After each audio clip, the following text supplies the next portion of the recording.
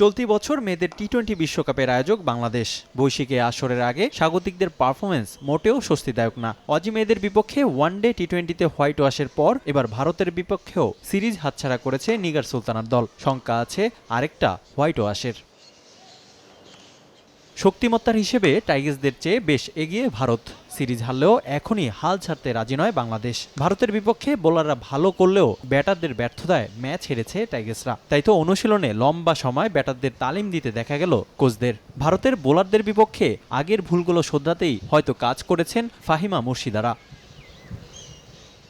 সিলেটে এদিন ম্যাচ সিনারিওতে অনুশীলন করেছে টাইগার্সরা। ব্যাটারদের নির্দিষ্ট লক্ষ্য ছুড়ে দিয়ে ম্যাচের আদলে অনুশীলন করে বাংলাদেশ নারী দল। পুরোটা সময় ব্যাটারদের পরখ করেছেন কোচ তিলকারত্নে।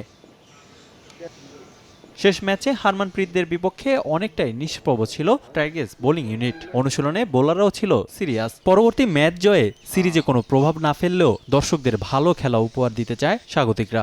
ম্যাচটা হারা জিতা এটা কোনো না, আমরা যদি একটু ভালো করতে পারতাম আমাদের কাছে ভালো লাগতো। তবে ইনশাল্লাহ আমরা ভালো ক্রিকেট খেলবো, নেক্সট ম্যাচে আমরা ভালো করবো ইনশাল্লাহ।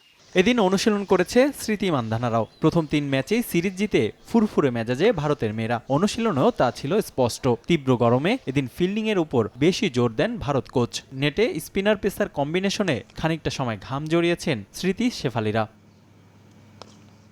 রিফাতুল ইসলাম মিরন, সময় সংবাদ।